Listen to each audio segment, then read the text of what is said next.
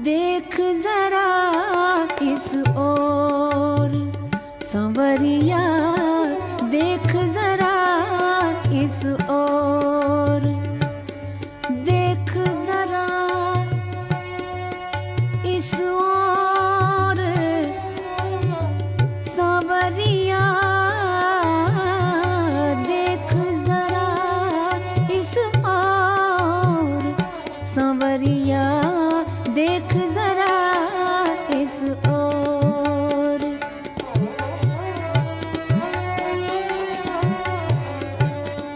नमस्कार, स्वर गुलचरी में मैं नंदिनी त्रिवेदी और आज हमारे साथ जुड़ी है बहुत ही जानी मानी कलाकार शुभा जोशी। नमस्ते शुभा जी। नमस्ते। आज हमें बहुत खुशी है कि कल ही मतलब 18 जुलाई को उनका जन्मदिन मनाया एंड वो 75th बर्थडे था, तो बहुत बधाई शुभा जी आपको। शुक्रिया। और इनकी जर्नी तो बहुत लंबी है, करियर भी बहुत अच्छी है।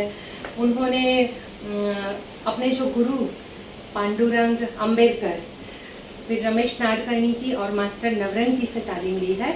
और मास्टर नवरंग जी से तो मुझे लगता है आशा जी ने भी तालीम ली है, आशा भोसले जी ने। तो इतने बड़े दिग्गज गुरुओं के साथ उन्होंने अपना एजुकेशन शिक्षा ली है संगीत की, और बहुत सारे प्रकार वो गा सकती है, जैसे क्लासिकल, सेमी क्लासिकल, गज़ल, ठुमरी, तो बहुत सारे प्रकारों में आपने काम किया है। शुभा गोटू जी से भी आपने तालीम ली है, तो हमें आज आपसे बहुत कुछ सुनना है, सीखना है। सबसे पहले तो शुभा जी 75th बर्थडे को मैं आपका बहुत ही धन्यवाद करती हूँ, शुभकामनाएं देती हूँ। और आपके शिष्यगण सेलिब्रेशन भी कर रहे हैं। जी जी। तो कसं वाटते? काय सांगू एक्चुअली मैं दर्शकों को ये बताना चाहती हूँ कि शुभा जोशी महाराष्ट्रियन है, पर गुजराती इतना अच्छा बोलती है। वो हम इंटरव्यू के दौरान उनकी गुजराती भी सुनेंगे, गुजराती गाने भी सुनेंगे। तो आता सांगा कि कसं वाटते? मुझे ऐसे लग रहा है हाँ। कि ये 75 साल कैसे गुजरे। ओके। इतनी में मसरूफ रही सब म्यूजिक सीखने में और परफॉर्म करने में और फिर बाद में सिखाने में। कैसे 75 साल आया तो मुझे ऐसे लगा कि अरे बाप रे इतने साल हो गए।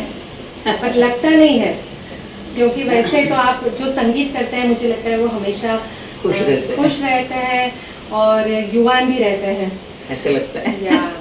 तो शुभता, जो आपके शिष्यगण कर रहे हैं आपका सेलिब्रेशन, तो वो आपको कैसा लगता है और आप आपके शिष्यगण को क्या सलाह देना चाहोगी? सलाह तो मैं हमेशा उनको रोज ही देती हूँ जो सिखाती हूँ। ओके। वैसे इन लोगों का प्यार मुझे इस वक्त बहुत महसूस हो रहा है।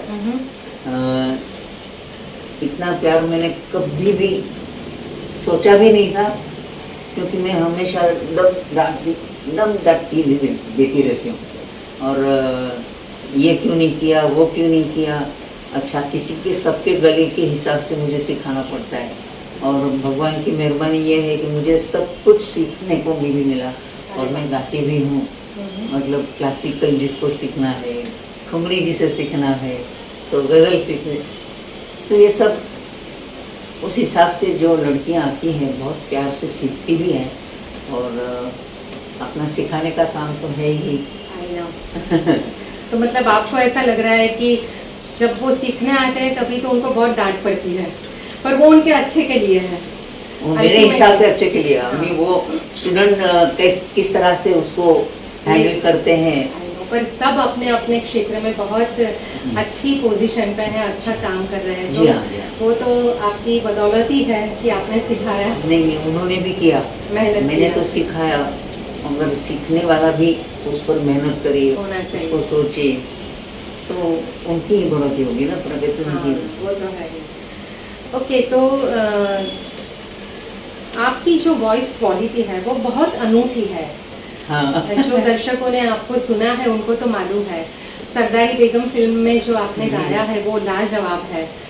तो ये जो वॉइस क्वालिटी है तो आपने कब रियलाइज किया कि मुझे संगीत में ही करियर बनानी है? मतलब आपका थोड़ा सा फैमिली बैकग्राउंड भी बता सकते हैं? हाँ,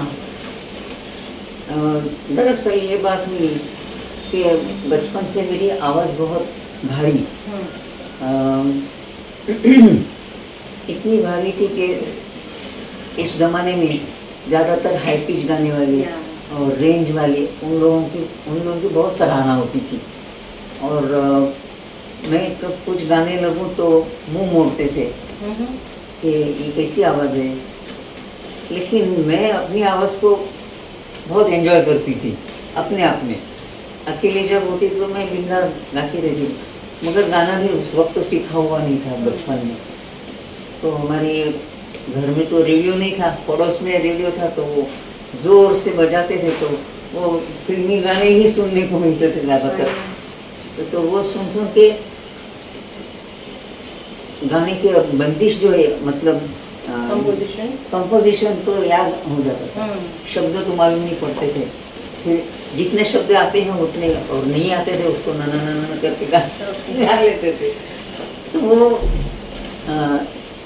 एक दफे मेरे पिताजी ने सुना, कौन सा वो, राधा ना बोले ना बोले ना बोले रे, वो जो है ना, तो उसमें जो कण खटके हैं, तो वो कहने लगा वाह अच्छी आवाज़ है इसकी। फिर माँ ने भी कहा कि हाँ ये अच्छा गाती है, गाना बहुत अच्छा गाती है। फिर उन्होंने मुझे म्यूज़िक के लिए तैयार किया, तुम क्लासिकल सीखो। मगर मैं जब स्कूल में थी ना, तो सारी लड़कियाँ जो अच्छा गाती थी, मतलब बारीक आवाज़ में गाती थी। हाँ, उस समय में अभी तक एक्चुअली मुझे लगता है 2000 के बाद बहुत सारे जैसी आपकी आवाज़ है, हस्की आवाज़, हाँ, ऐसे वाले 90 और 2000 के बाद उनका अभी बहुत चलन है। हाँ, लेकिन पहले तो सबको लता जी जैसा ही गाना था। हाँ, मेरे ज़माने में तो था ही नहीं। हमने जब शुरू किया था तो आवाज़ सुन के तो वो सब मुंह खराब करते थे, कैसी आवाज़ है इसको कैसे। लेकिन हमारे स्कूल में भी जब लड़कियाँ गाती तो मुझे तो पीछे ही हटा देते थे, मुझे गाने ही नहीं देते थे। तो मैं बहुत उदास थी और मायूस थी कि हम लोगों में गाने के लिए काबिल नहीं है। काबिल नहीं है। इन लोगों को सिर्फ लता मंगेशकर जो गाएंगी वही गाना गाएंगे, तो वो वाह वाह, चाहे वो बेसुरा गाए तो कैसे भी गाए, लेकिन हाई पिच है। पिताजी मेरे बनारस में डॉक्टरेट किया था फिलोसॉफी में। हाँ, तो इस वजह से ना उनको बनारस में रहकर म्यूज़िक का एटमॉस्फेयर में रहने की आदत थी। तो वहाँ पे ध्रुपद धमार चलता था, तो अपनी पढ़ाई वढ़ाई करके वो सुनने के लिए वहाँ पे पहुँच जाते थे। तो वो उनको कान उनका डेवलप हुआ था म्यूज़िक के बारे में। मेरे पिताजी को भैया कॉलेज में नौकरी लगी, प्रोफेसर थे फिलोसॉफी के। तो इसलिए बम्बई में आना पड़ा। फिर बम्बई में मैं तो 4-5 साल की थी, तब से हम आए यहाँ। तो कौन सी साल से आपने संगीत की शिक्षा स्टार्ट की? हाँ, फिर 7वीं में 8वीं में थी, तो मतलब मेरे 11 साल की होंगी। और किसके पास गए आप पहले मास्टर जी, अम्बेडकर मास्टर जी के यहीं लेके गए मेरे पिताजी। हाँ, मेरे पिताजी ने अम्बेडकर मास्टर जी के उस्ताद अमान अली खान साहब, इनकी एक महफिल सुनी तो बहुत ही मोहित हुए थे उनकी गायकी से। तो पिताजी को भी थोड़ा सीखने लगे। तो आपको कब लगा कि मैं इसमें ही करियर बना सकती हूँ? वो तो कितने स्कूल मेरा खत्म हुआ मैट्रिक में, उसके बाद SNDT में मैंने म्यूजिक लिया। तब मेरे क्लास में माणिक वर्मा, सुप्रसिद्ध गायिका माणिक वर्मा, इनकी बेटी भारती वर्मा, तब भारती वर्मा थी, अभी भारती आश्रय करें, तो वो भी हमारे क्लास में आई थी ना। तो उसकी आवाज़ भी मेरी जैसे थी, इसलिए मुझे ज़रा बहुत तसल्ली हुई थी। और वो तो बैठी के गाना शुरू, उसका इतनी तैयारी भी थी और नेचुरल गिफ्ट भी थी, अच्छा गाती थी। तो उसको देख के फिर मुझे ज़रा ऐसे लगा कि मैं भी कर थोड़ी सकती। रियाज करूंगी तो अच्छा होगा अपना गाना। तो इंस्पिरेशन मुझे वहीं से मिला और फिर मैंने रियाज का शुरू किया। मैं तो तब तक मैं ऐसे ही कैजुअली लिया था हाँ, कि शटक सीखते शटक। हैं ऐसा ही। हाँ, फिर गाना तब से मुझे ज़रा लगन लगी, रियाज करने लगी तब। और करियर करना वगैरह तब तो यही था नहीं, सोचा ही नहीं। सोचा ही नहीं था। मतलब अपना गाना सिर्फ ठीक होना चाहिए। तो आपका पब्लिक परफॉर्मेंस कब हुआ? पब्लिक परफॉर्मेंस तो क्या है, एक के बाद एक सबके साथ सीखते सीखते मुझे लगता है कि मैं 30 उम्र के 30 साल में शुरू परफॉर्म शुरू किया। ओके। हाँ, कहाँ था, कुछ मेमोरीज है, कोई क्या गाया था आपने? तो थोड़ा गा के सुनाइए, अगर कोई भी आपके माइंड में जो भी आता है। वो भी बहुत मुश्किल है। मैंने तब धीरे धीरे शोभा जी के यहाँ भी सीखना शुरू किया था। शोभा गुरुकुल की। हाँ, कॉलेज में जब हम थे ना, तो हमारे कॉलेज के डिपार्टमेंट में शोभा जी का प्रोग्राम रखा था। ओके। कई दफ़े मैंने उनको वहाँ सुना और तब मैं इतनी खुश हो गई कि ऐसी आवाज़ से मुझे ऐसे लगा कि बहुत मैच है हाँ, ऐसा कर सकते हैं। ऐसी आवाज़ में इतना अच्छा गाना हो सकता है, तो मैं भी सीखूं। ओके। तो तब से मुझे ज़रा और मैं उत्साह आपसे मिला। कुछ तो सुनना है, आप थोड़ा सा सुनाइए, फिर आगे हम सवाल करते हैं आपसे। उस वक्त मैंने शुरू में तो भोपाली राग गाया था और बाद में नया नया मैंने शोभा जी के पास एक पहाड़ी दादरा सीखा था। ओके। तो ऐसे महफिल में ट्रायल ओके। करने के लिए मैंने वो गाया।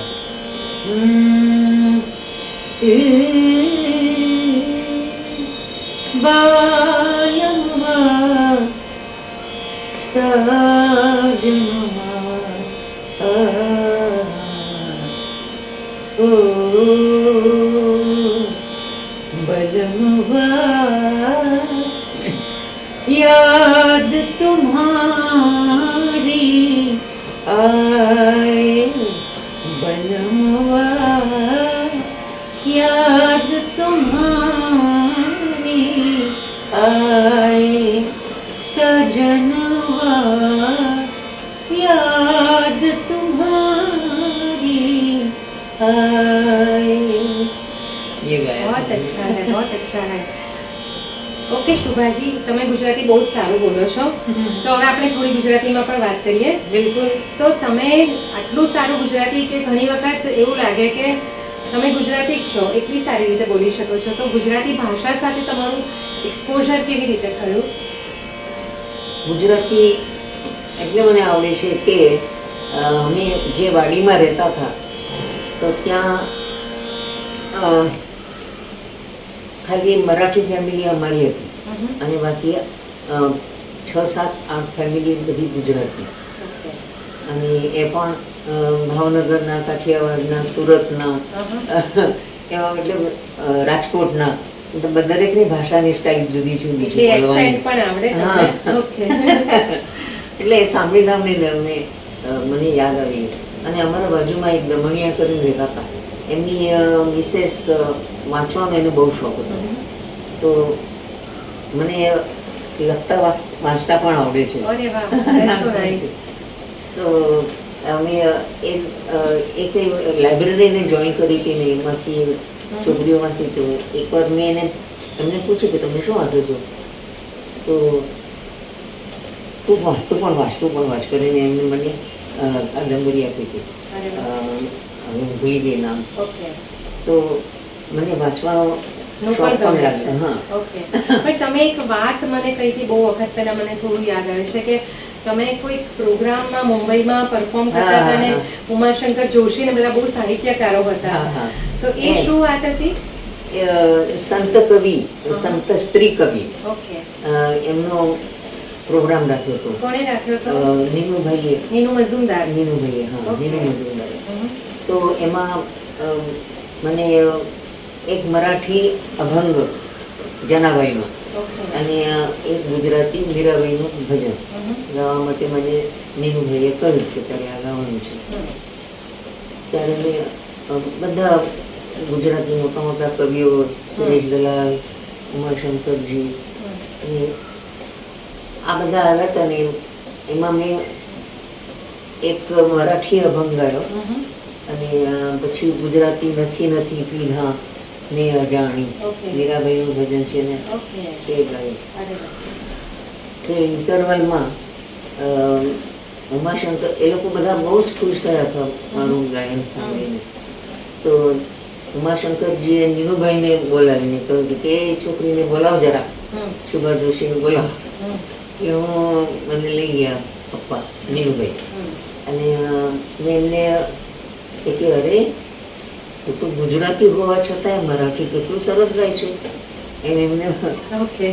તો મેં આમ ખાલી ડોક્યું હલા સાંભળ્યું.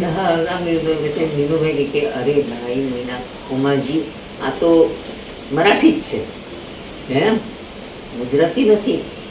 ગુજરાતી આટલું સારું કેવી રીતે? ગુજરાતી એટલે એટલું સરસ તમે સવાયા ગુજરાતી છો એવું કહી શકાય.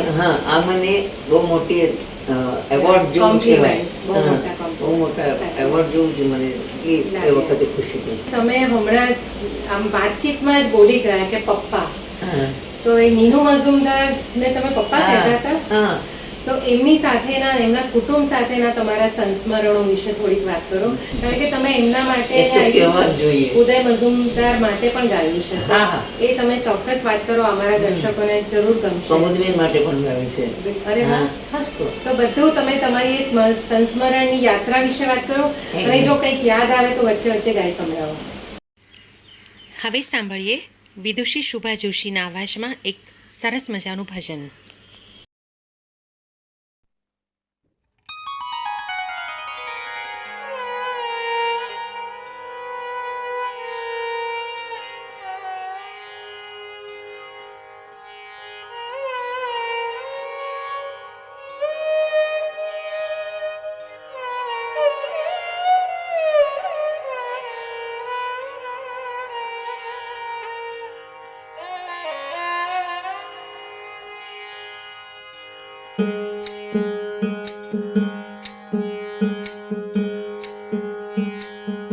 कबीरा बिगड़ो राम दुहाई, कबीरा बिगड़ो राम दुहाई, तुम जिन बिगड़ो, तुम जिन बिगड़ो, तुम जिन बिगड़ो, तुम जिन बिगड़ो, मेरे भाई कबीरा बिगड़ो राम दुहाई.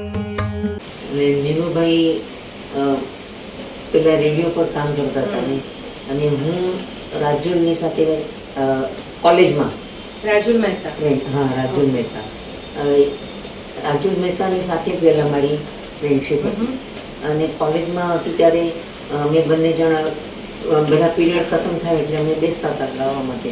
એનું ગાયનું સાંભળ્યા કરું, મને એનું ગુજરાતી ફોક સ્ટાઇલનું બહુ જ ગમતું હતું અને એના કંઈ સુગમ સંગીતનું બહુ સરસ હતા. તો મને રાજુલને મેં કહ્યું કે રાજુલ મને આ કંઈક શીખો ને, મને કંઈક નવું નવું કંઈ શીખવાની બહુ જ હંમેશા ગમે. હા, હંમેશા ગમતું હતું. કંઈ નવું સાંભળું ને તો મને એમ થાય કે મને આ પણ આવડે અને ગમે તો. તો રાજુલે મને તે વખતે તમને નવાઈ લાગશે કે એને મને ગઝલ શીખવી. અરે વાહ, રાજુલભાઈને? રાજુલે. તો એ હું શીખી અને એ શીખતી વખતે પણ એને કેટલા બધા મને ઉચ્ચારો વિશે એના કણ ખટકા જે હોય છે ને એ કે આપણે સુગમ સંગીતમાં આવી રીતે હોય પણ ગઝલમાં આવી રીતે હોય. એ કઈ ગઝલ હતી યાદ નહીં હોય? હા, યાદ તો છે, કારણ એના પર તો મારે આખી કરિયર બની એમ, એટલે ગુજરાતી કનેક્શન થયું. હા, ના ના, પેલા તો ગઝલ એની લીધે અને ગુજરાતી તો પેલા તો ગઝલનું બતાવો. હા, ગઝલ બતાવો ને, જો યાદ હોય તો સંભળાવો પણ ખરા. એની મુझे મુબારક પુરાની યાદેं તુझे મુબારક નયા જમાના, આ એનો ટાઇટલ છે, મતલબ. તો મારે છે ને કોલેજમાં અમારી કોમ્પિટિશન જેવું હતું, ફંક્શન જેવું હતું. તો રાજુ કીધું આ ગા, તારા ગળામાં સારું લાગે છે, તું આ ગાજે. એટલે મેં ગાયું, બધાને બહુ જ ગમી ખરું. પણ એને જે જ્યારે શીખ્યું ને તો સાંભળવા ગયું.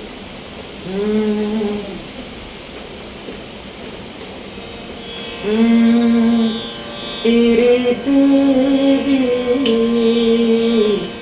दर्द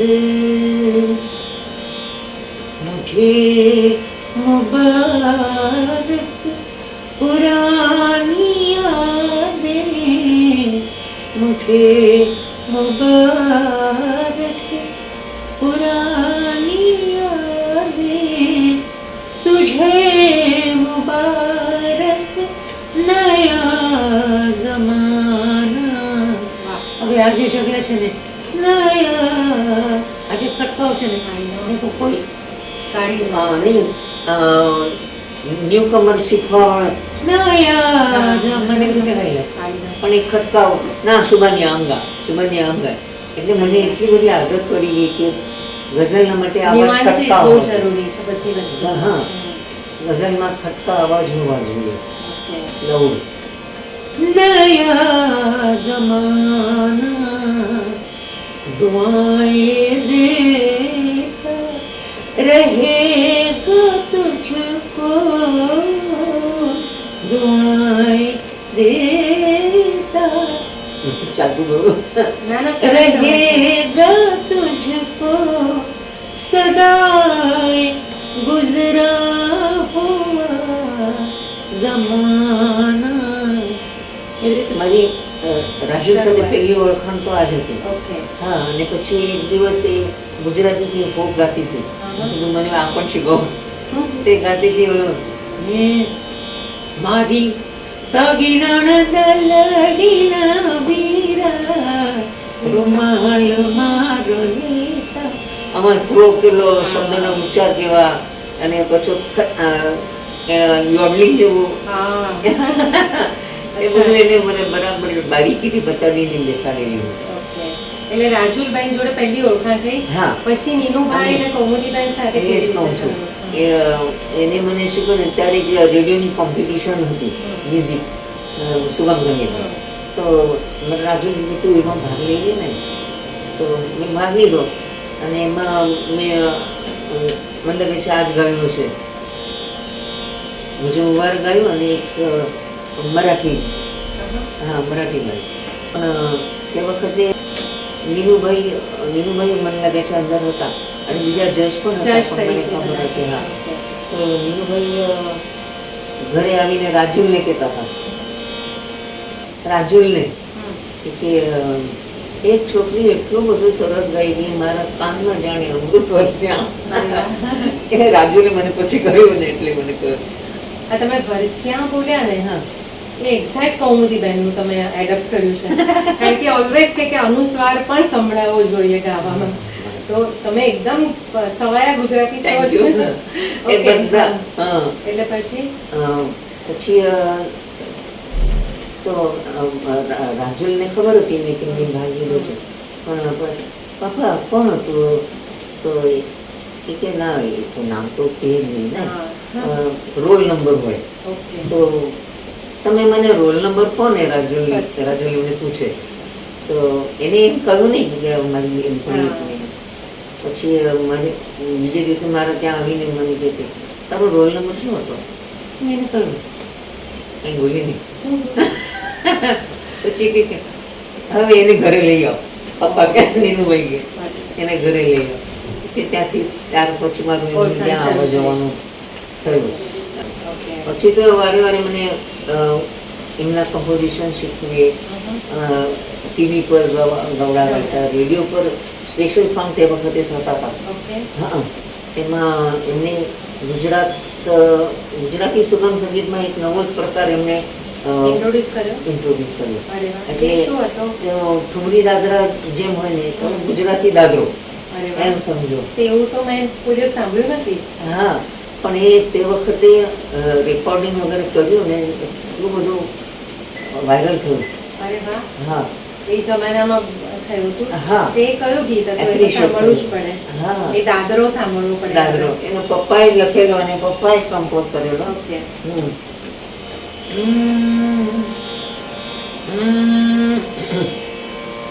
ફોર્યું વનમાં એકલડું ફૂલ કે ભમરો આવ્યો નહીં નાદાન. ફોર્યું વનમાં એકલડું ફૂલ કે ભમરો આવ્યો નહીં નાદાન. વાહ. આનું રેકોર્ડિંગ છે તમારી પાસે? મારી પાસે નથી, પણ મને લાગે છે ઉદયભાઈ પાસે હશે.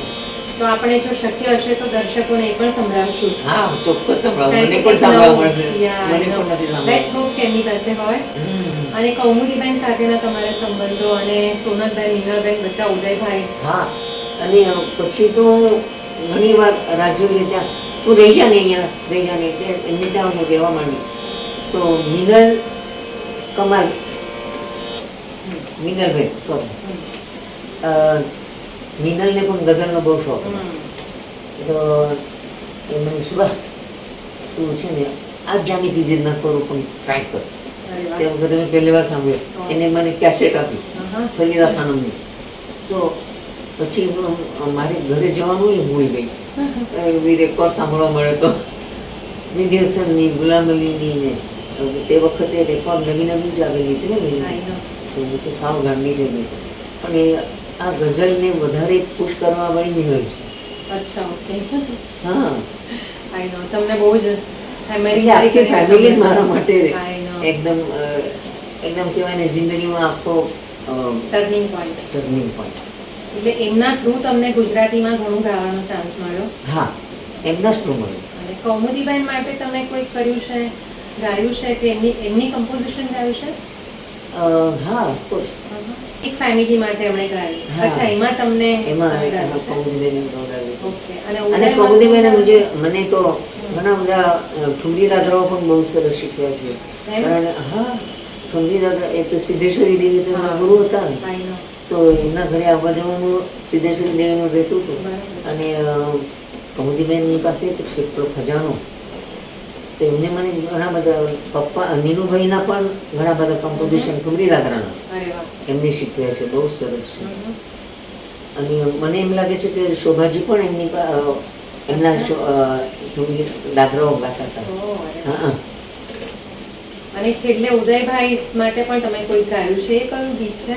એ તો એક તો ગઝલ હતી મરીઝની છે? મરીઝની ગઝલ. લેવા ગયો જો. લેવા ગયો જો પ્રેમ. હા, અને એ એ બહુ સરસ છે. તો મારે તે વખતે અમને ચેન બુકિંગ મળતા હતા આકાશવાણીના.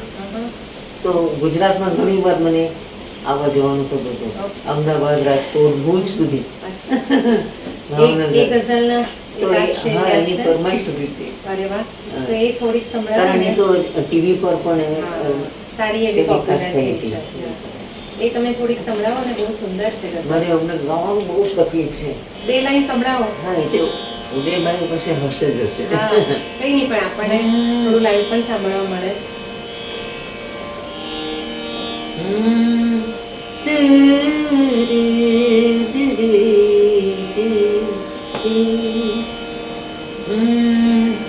લેવા ગયો જો પ્રેમ તો લેવા ગયો જો પ્રેમ તો વ્યવહાર પણ ગયો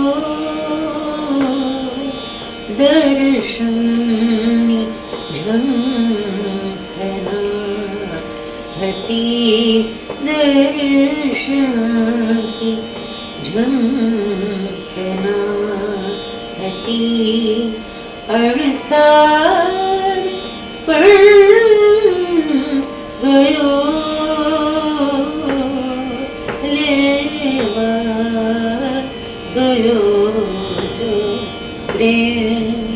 પેલા જેવું સારું સરખું નથી ગાવાનું. ના દેટ્સ ઓકે, તમે આટલું સરસ અત્યારે પણ ગાઓ છો તો એ તો સરસ છે ને આપણે શક્ય એટલા રેકોર્ડિંગ્સ વચ્ચે મૂકીશું તો તમને તમારા એકચ્યુઅલ જે અવાજ છે એની ફીલ લોકોને આવે તો આપણે ટ્રાય કરશું. So this is really amazing કે તમે આ ફેમિલી સાથે કનેક્ટેડ હતા અને બહુ બધું તમે મને તો એમ લાગે છે કે ભગવાનની જ મહેરબાની આ લોકો બધાને મારી સામે. આઈ નો એ તો આપણે માનવું જ પડે કે ક્યાંક ભગવાનનો આભાર માની શકાય કે આપણને આ બધા લોકો હું તો બહુ જ માનું છું કે સારા ગુરુ મળવું બહુ જ સાચી વાત અને આપણને જે ગમે તે શીખવા મળવું. આઈ નો. તો તમે ગુરુની વાત કરી તો તમે જે 3 મેઇન ગુરુના નામ આપ્યા હા, એ દરેકની એક એક ખાસિયત તમે કઈ એડપ્ટ કરી એના વિશે થોડું સંક્ષિપ્તમાં અમને કહો. હા. કે ત્રણેયની સ્ટાઇલ જુદી હશે તો તમે ના, એમની સ્ટાઇલ તો પાસેથી શું જુદી ન મેળવ્યું? હોય કારણ કે એક જ ઘરાનાનો છે, ઓકે, એક જ ઘરાનાના ગાયક. અચ્છા, ઓકે. તો ત્રણેય પાસેથી તમે હા, પર્સનલી કે જુદું જુદું સંગીતની રીતે ચોક્કસ. શું શીખ્યા હા, એ ચોક્કસ. ખાલી કહો. પાંડુરંગ આંબેડકરજી એમની પાસે તો અમને બેસિક શીખવા મળ્યું Okay. અને એ બેસિક પાયો જો આપણો પાક્કો મજબૂત થાય ને થાય. એટલે પછી આગળ તમને નવું નવું એટલે નજર પણ આવી Right. સારી કે આમાં શું સારું છે ને શું બરાબર નથી. તો માસ્ટરજીએ અમારો પાયો એટલો ફાઇન પાક્કો કર્યો અને અમને ક્લાસિકલની તો એટલી બધી આવડત નહીં હતી, નથી હતી અને ગમતું પણ નહોતું. પણ તેઓને એમ હતું કે અચ્છા આપણે આજે માલકાઉન્સ કરીએ એના કરતાં પહેલાં કોઈ પિક્ચરનું ગાયન કરીએ. I know. એ તો હા, એટલે ઇન્ટરેસ્ટ પડે. હા એટલે ઇન્ટરેસ્ટ પડે. ઓલું કયું મને તારક. મને તડકો બતાવી રહી છે. તો એટલો પછી એ તો અમે એકદમ પેલા રેડિયો પર પણ સાંભળેલા હતા ને Right. એટલે એકદમ તરત ખુશી ખુશી અમે તો એમાં જે ખટકા અને તાલ સાથે એનું હરકત કેવી રીતે આવે એ બધું માસ્ટરજી બરાબર શીખવે. એમની પાસે. એને લીધે પછી અમને માલકોસે બંદીશો શીખવે, એટલે આલાપી બેઝ પાકો એમની પાસે હતો. હા. અને બીજા અને બે પછી ગુરુ પાસેથી શું શીખ્યા? પછી માસ્ટરજીએ જ મને રમેશ નાડકર્ણીજી એમને ઇન્ટ્રોડ્યુસ કરાવ્યા. તેઓ રમેશ નાડકર્ણીજી ભોપાલ રેડિયો પર કામ કરતા હતા ને ટેક્સ તરીકે. તો ભોપાલથી અહીંયા એમની બદલી થઈ. Okay. તે મુંબઈમાં આવે ત્યારે રમેશ અહીંયા આવ્યું છે એટલે હું તને એમની પાસે લઈ જાઉં. એમને ઓળખાણ કરાવી અને રમેશ હવે તું આને શીખવું એમ કરીને અચ્છા, એને એમની સપોર્ટ પાસે. કર્યું. તો એમની પાસેથી કઈ એમની ત્યાં વસ્તુ હું તમને- જવા એમની નથી સ્ટાઇલ વિશે થોડું કહો. એકચ્યુઅલી તેઓ પરફોર્મર હતા, Okay. એક શિક્ષક. હા, એમાં બહુ જ ફરક છે. હા, Teaching, શિક્ષક અને teacher અને પરફોર્મર. performer. હા, એટલે પરફોર્મર ભલે તમને શીખવી ન શકે પરંતુ હવે જે શીખવી એવી Presentation. બંદીશો છે ને એ જ પ્રેઝન્ટ કેવી રીતે કરવાની, Very good. હા તે મને એમની પાસેથી શીખવા મળ્યું. રમેશ નાગરેકર શીખવા અને મળ્યું. માસ્ટર અને નવરંગ માસ્ટર પાસે? નવરંગ પાસે હું કોલેજમાં હતી ને ત્યારે તે વખતે પણ મારો અવાજ એકદમ એમ કહેવાય ભારી બહુ હતો. એટલે તાનમાં ફરે નહીં, I know.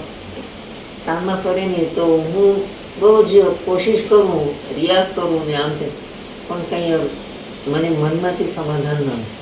તો અમારા તે વખતે વી.આર. રાઠોલે અમારા હેડ ઓફ ડિપાર્ટમેન્ટ હતા અને એમઈમાં અમને એવો શીખવતા હતા. તો મેં એમને કહ્યું કે હું શું કરું, મારી તાન નથી પડતી, તું એમ કર માસ્ટર નવરંગ પાસે જા. અને તે વખતે રાજુ એમની પાસે શીખતી હતી. Oh. તો માસ્ટર નવરંગને હું મળી તો કે મને તો ટાઈમ નથી અને તને જો શીખવું હોય તો તું રાજુ પાસે આ અઠવાડિયામાં એક દિવસ. Okay. તો રાજુને પૂછ્યું તો કે હા તું આવી જા. એ તો I know. એકદમ ઘરના જેવું જ હતું. હા બડા દિલ. ત્યાં પછી એમને શીખવા પછી એમને મેં મારો પ્રોબ્લેમ બતાવ્યો કે આમાં મને નથી આવડતું કારણ તાનોની ઉપજ તો મને માસ્ટરજી બહુ કંઈ શીખ્યું છે. અચ્છા. હા, જુદી જુદી તાનોની પેટર્નને આલાપીની જેમ તાનોમાં પણ બદલ થાય. પણ એ તમને એટલે બેઝિક એમાં શું તમને એમણે કહ્યું? કારણ કે ઘણા બધા જે સંગીત શીખવા માંગતા હશે એ પણ આ જોતા હશે તો એ એમણે કેવી રીતે તમને શીખવાડ્યું? હા એમ નવરંગ સર એમ કહ્યું કે તું જો અવાજ છે ને આપણો ભાગે રાખીને ગમક નહીં લે, હા. આમ હલકો રાખીને એમાં હા. આમ કર તેમ કર Okay.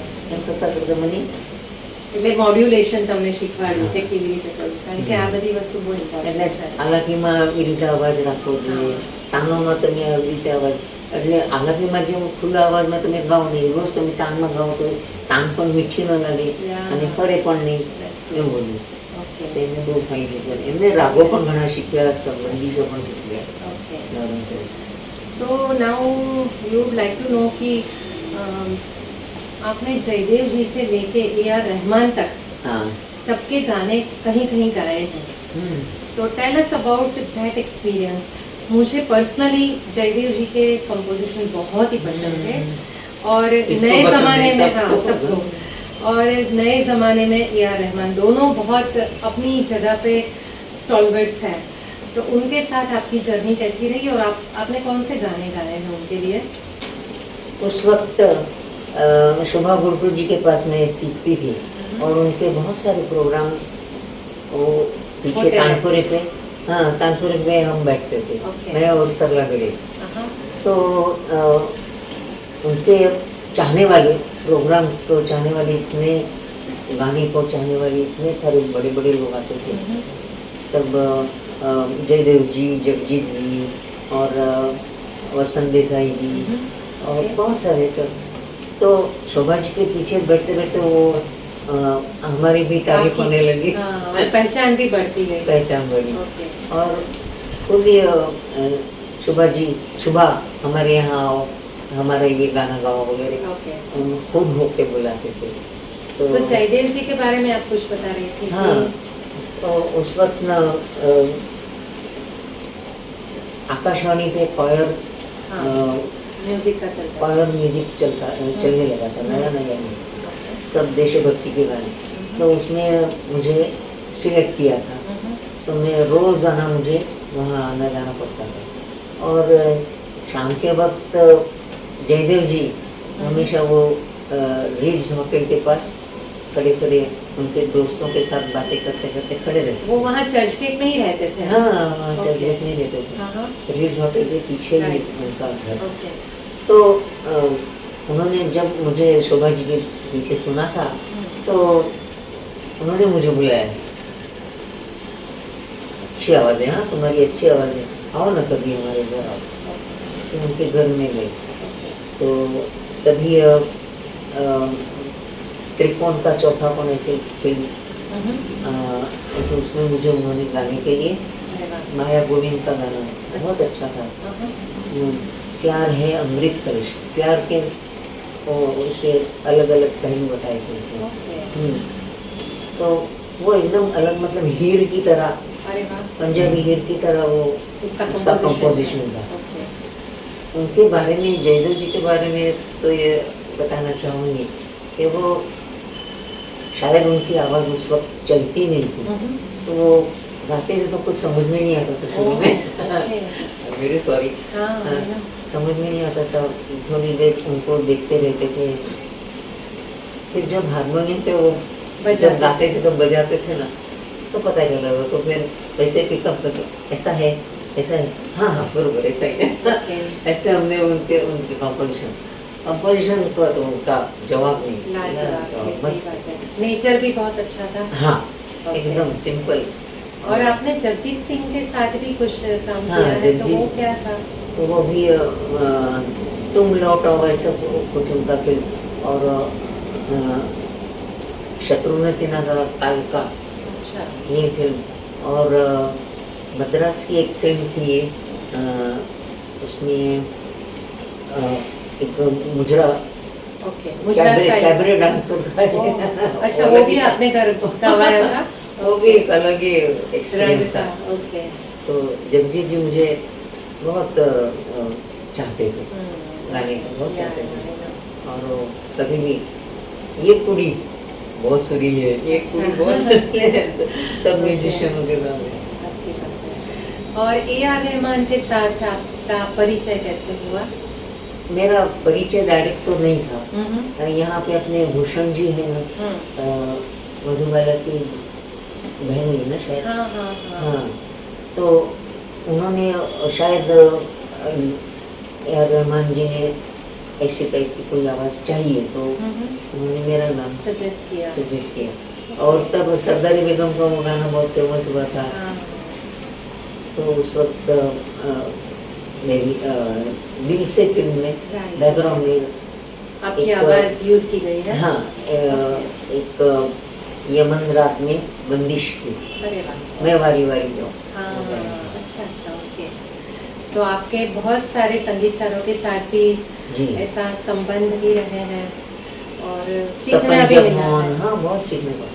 नहीं, इसमें क्या है ना, महफिल में हम क्लासिकल वगैरह ठुमरी दादरा गाते हैं, एक चाहे माइक हो, I know. लेकिन हम अपने फ्री ऐसे गाते Yeah. रहते हैं।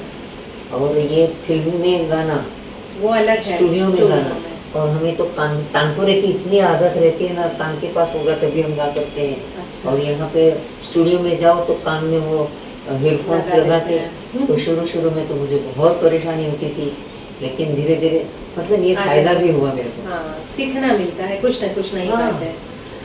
तो आपने ये गज़ल ठुमरी की बात कही, तो ये गज़ल के लिए गाने के लिए, सेमी क्लासिकल गाने के लिए, ठुमरी गाने के लिए तैयारी कैसी होनी चाहिए? क्योंकि अभी तो आपने जैसे बताया ना कि सब लोग एक ही जैसा गा लेते हैं कि सेमी क्लासिकल हो ठुमरी हो, तो उसमें अलग नहीं दिखता नहीं, है। हाँ। तो वो थोड़ा सा बताइए। हाँ। कि वो क्या तैयारी होनी चाहिए? ये नज़र ना मुझे शोभा जी के गाने से ही आई। हाँ। शोभा जी खुद क्लासिकल बहुत अच्छा गाती हैं। हम्म। तो जब ये क्लासिकल मतलब पहले शुरू में प्रोग्राम में तो क्लासिकल एक राग गाने के बाद फिर ठुमरी वगैरह गाती थी। तो मैंने ये देखा था कि वो क्लासिकल में जो इसे आलाप करती है गायकी के हिसाब से, और ठुमरी में जो भी आलाप करते हैं या तो शब्दों की थ्रो होती है, वो अलग क्यों है? सुर तो वही हाँ, है ना? तो वो उनकी जो तरकीब थी गायकी की, वो मुझे सीखने को मिली, वो पहचान हो गई उससे कि ये ठुमरी में। और गज़ल में क्या है, उसका शब्दों का उसका खोलना अलग ही जरूरी, उसका हाँ। अलग ही थ्रो रहता है। और गज़ल में शब्द हरकत भी- खोलना पड़ता है उनको भाव के हिसाब से, मुझे लगता हरकत है। भी अलग अलग रहती है। ओके। अगर तुम गज़ल की हरकत ठुमरी में गाएंगे तो उसका फर्क नहीं रहेगा, वो अच्छा नहीं। या तो क्लासिकल में भी अगर ठुमरी जैसा तुम गाओगे तो ये अलग अलग रखना है, शोभा जी का काम था। भजन में गाएंगे तो ऐसे मस्त होके गाती थी वो, मतलब हर चीज में वो। कनेक्शन भगवान के हाँ। साथ हो जाए, उस हाँ। वो भाव के साथ। हाँ, तो ये मुझे इतना अच्छा सीखने जैसी बातें थी। वो मेरे सीखने के लिए साल तो इतने अच्छे गए। शुरू में शोभा जी के पास सीखने जब जाती थी ना, 1 साल तक मुझे पता ही नहीं था कि ये कैसे आएगा, मुझे ठुमरी कैसे आएगी। लेकिन लगे रहो, मैंने कहा नहीं, थोड़ा तो कुछ भी नहीं, थोड़ा तो आएगा। और तब तो हमारे पास टेप रिकॉर्डर नहीं था, और अगर रिकॉर्डर भी कोई लाया तो उसको करने नहीं देते थे। मतलब साधना ट्रू सेंस में थी उस टाइम, हाँ, तभी कि थोड़ा पेशेंस भी, और गुरु जन पेशेंस तो बहुत ही रखना पड़ता है। हाँ, ऐसा नहीं है कि और कभी चार ऐसे दिन भी होता सीख था के कि गाया। इतने दूर से जाओ और उनका मूड नहीं है, तो ओह। आज हम गप्पे मारेंगे, आज हम पिक्चर देखने जाएंगे। अच्छा। सब उनको उनके हिसाब से ही चलना पड़ता है। बहुत मजा आता है। और उसमें अगर गजल में तो एक टर्न ऐसा हुआ था कि शोभा जी के पास भी गजलें थी, और रेडियो पे मैंने ऑडिशन दी वो गजलों पे। और ऑडिशन देने के बाद उसमें मुझे मजरू सुल्तानपुरी और शंकर जयकिशन के शंकर जी और ऐसे अच्छे जज थे, वो तो बाद में पता चला। तो मैं एक अभी मैंने आपको सुनाया ना, बलम याद तुम्हारी आए, ये एक दादरा गाया और एक गजल गाई, शमी महफिल ही नहीं जिस्त कहा से कहा। तो वो गाने के बाद एकदम शंकर जी तो एकदम उठ के खड़े हो गए और उन्होंने कहा कि वो लड़की को बुला। अरे वाह। तो ऐसे मुझे वहाँ पे ए ग्रेड मिल गई, उन्होंने रिकमेंड किया एक तरह से। तो ए ग्रेड मिलने के बाद मुझे अलग अलग स्टेशन पे बुलावा आना मिला गज़ल के कॉन्सर्ट के लिए। तो वहाँ पे औरंगाबाद में एक दफ़े मुझे SD ने बुलाया कि अब इनका नाम तो मराठी है, महाराष्ट्रियन है, ये गज़ल में कैसे करेंगे। हाँ, क्योंकि मालूम नहीं डिक्शन बहुत इम्पोर्टेंट होते हैं। तो उन्होंने मुझे बुलाया, तो मुझे कहने लगे कि आप क्या क्या गाने वाली है, कौन से शायर है। मैंने कहा मेरे पास ये है, दाग है, जिगर साहब है, शकील साहब है, ऐसे। आपके पास फलाने नहीं है, ठिकाने नहीं है, इतने सारे उन्होंने शायर के नाम लिए। तो मैं एकदम घबरा गई, अब क्या करूं। तो सब होने के बाद प्रोग्राम तो अच्छा हो गया, जितना मेरे पास स्टॉक था उस पर। शोभा जी के पास फिर गई, मैंने कहा कि ऐसे ऐसा हुआ, अभी अगर आगे प्रोग्राम आए तो मेरे पास कुछ नहीं है, क्या करूं, आप मुझे कंपोज के दीजिए ना। मेरे को जितना आता है उतना ही तुमको सिखाया है। तुम ऐसा करो, ताज अहमद खान साहब के पास जाओ। अच्छा। और उस वक्त ना शोभा जी की वो रिकॉर्ड निकली थी ना, ताज अहमद खान साहब का कंपोजिशन, हम तो यूं अपनी जिंदगी से मिले, ये उनकी तो ताज अहमद खान साहब का कंपोजिशन, तो शोभा जी को उनका बहुत पसंद आया था। और मैंने बताया ना कि मुझे मुबारक पुरानी यादें और राजू ने सिखाया था, तो वो भी कंपोजिशन ताज अहमद खान साहब का था। हाँ, तो तब से मुझे ऐसा लगा कि ये कितनी अच्छी कंपोजर। तो वो शोभा जी के पास जब सीखने गई ना, तो उन्होंने भी ऑडिशन ली, तुम क्या गाती मुझे जरा सुना। तो उनको मैंने मुझे मुबारक सुनाया, तो वो एकदम पहले तो ऐसे लेटी हुई थी, खड़ी हुई, हाँ बहुत अच्छा है। और इतना सिंपल उनका नेचर था शोभा जी का। तो मुझे भी सिखाना।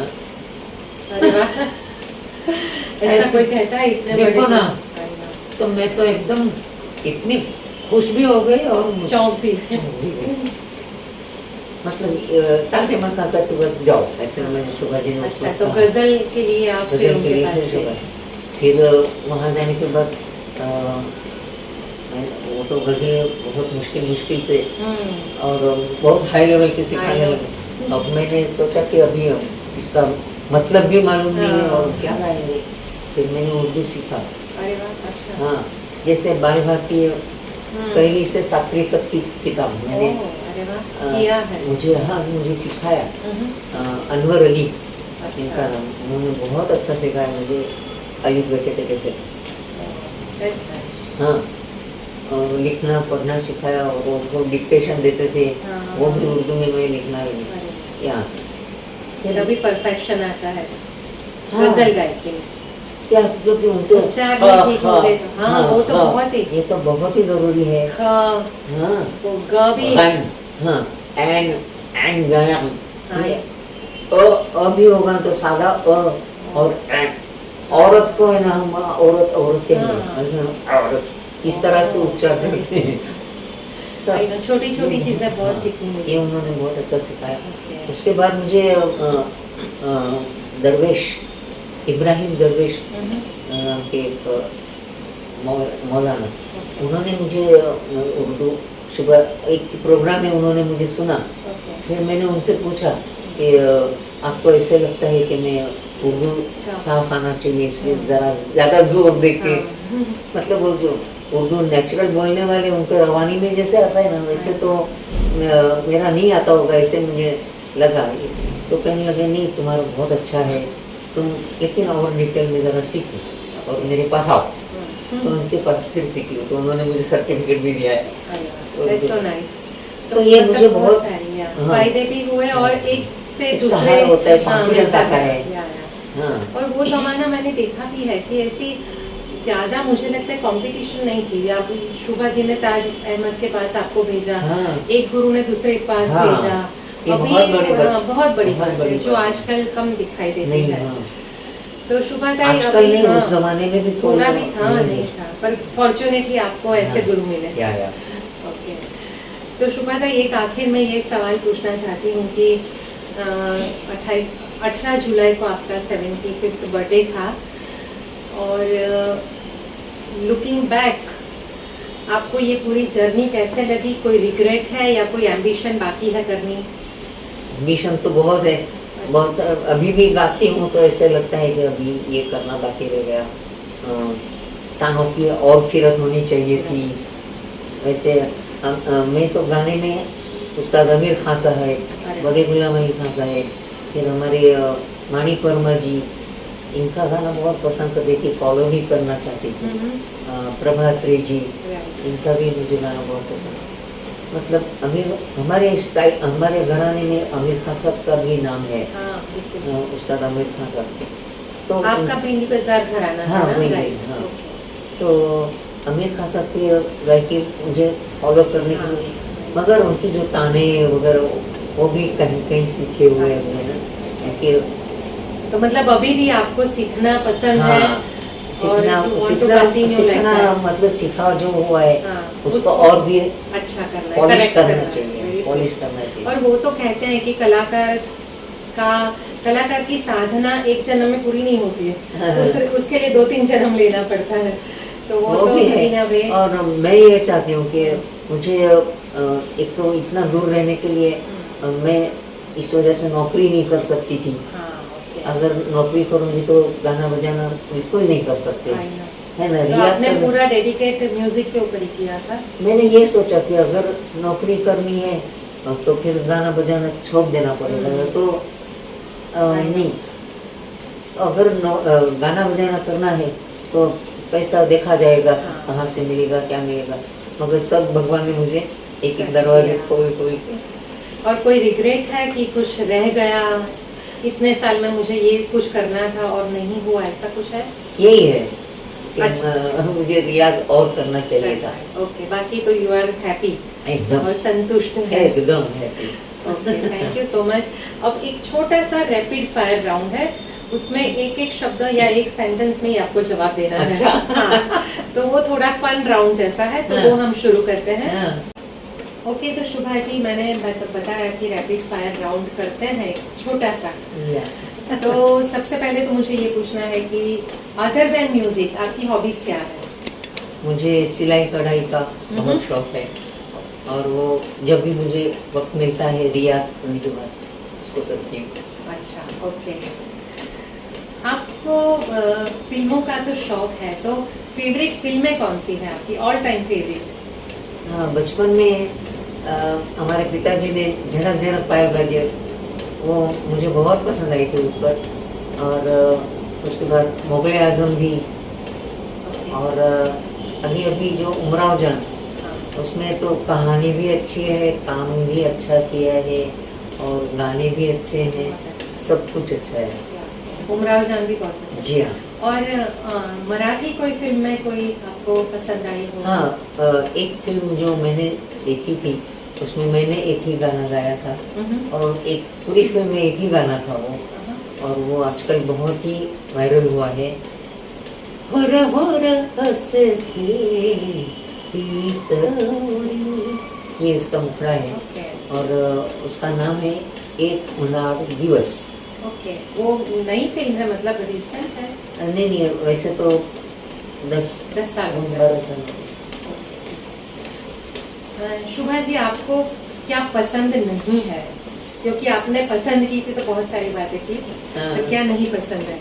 मुझे ये पसंद नहीं है कि अपने काम में ईमानदारी जो नहीं रखते हैं, जो परफेक्शन करना नहीं अच्छा, जिन्होंने नहीं किया है और वो फिर भी परफॉर्म करते हैं, कोई भी, मतलब अपने काम के लिए ईमानदारी रखनी चाहिए। ओके। अच्छा, आप अपने आप को कैसे डिस्क्राइब करोगी? शुभा जोशी आपके लिए कौन है? मैं अपने आप को ऐसे मैं कह सकती हूँ कि बैलेंस हूँ। हर मतलब रियाज कैसे करना चाहिए, क्या क्या खामियां हैं, ये अपने आप को देख के, फिर और रिलेशनशिप में, अपने फैमिली में मतलब ओवरऑल नजरिया बैलेंस्ड है बैलेंस लाइफ के रखना है। प्रति। हाँ। That's good. ओके, एक आखिरी सवाल है कि गुजराती और महाराष्ट्रियन, आप दोनों कल्चर में पली हो, बड़ी हुई हो, बिल्कुल। तो दोनों की क्या खासियत जो आपको पसंद है?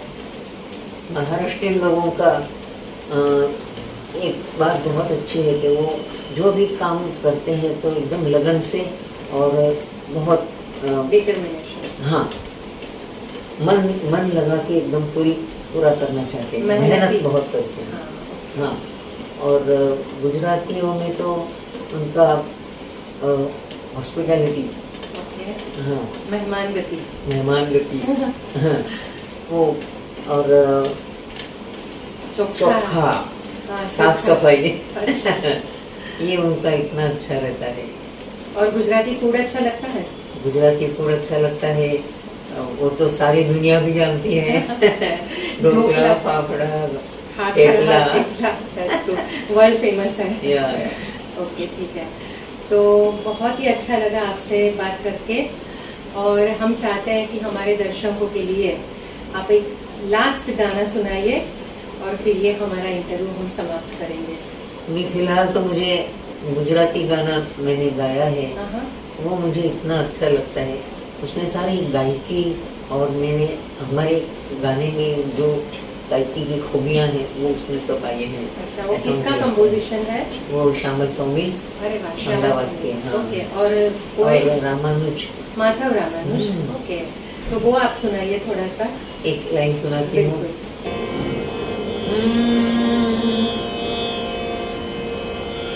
अंदर तो ये हूँ अजुबानू, अजुबानू, अंदर तो ये हूँ अजुबानू, अजुबानू।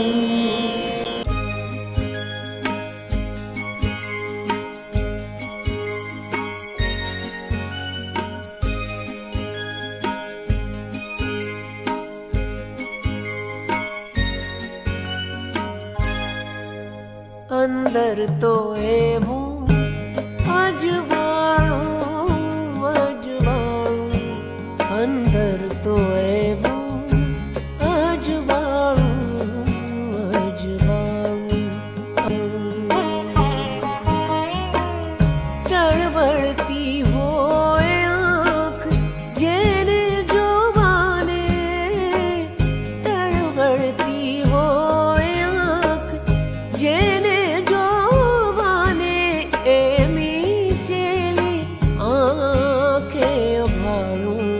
अंदर तो ए हूँ अजवाणू, अजवाणू, अंदर तो ए हूँ अजवाणू, अजवाणू। થેન્ક યુ સો મચ શુભાજી, અને બહુ જ આનંદ થયો સ્વર ગુર્જરીમાં તમે આજે અમારી સાથે જોડાયા, તો મારી આ ચેનલ વિશે પણ તમે અમારા દર્શકોને કંઈક કહો. ચોક્કસ નંદિની બેન, તમે મને મારા આટલા જીવનીની જે ઇન્ટરવ્યૂ માટે તમે મને અહીંયા બોલાવ્યા, તમે આવ્યા મારા ઘરે, એનો મને ખૂબ જ આનંદ છે. તમે આટલા 200 એપિસોડ્સ કર્યા છે એ મને ખબર પડી. હજી તમે ઘણા બધા એપિસોડ કરજો. તમારી કાબિલિયત જે છે એન્કરિંગની અને મ્યુઝિક પણ બહુ સારી રીતે તમે જાણો છો, એટલે આટલા બધા જે ક્વેશ્ચન તમે પૂછ્યા મને એ તો એટલું સહેલું નથી મ્યુઝિક જાણ્યા વગર. બીજી વાત એ કે તમને એપિસોડ ગમ્યો હશે તો ચોક્કસ સબસ્ક્રાઇબ કરો, એવી મારી વિનંતી છે. યા શ્યોર. બસ એટલે દર્શકોને પણ એ છે વિનંતી કે સ્વર ગુર્જરી હંમેશા નવા નવા કલાકારોને લઈને આવે છે, નવા નવા કાર્યક્રમો રજૂ કરે છે, તો ચોક્કસ તમે લાઈક, શેર અને સબસ્ક્રાઈબ કરજો. Thank you so much. Thank you.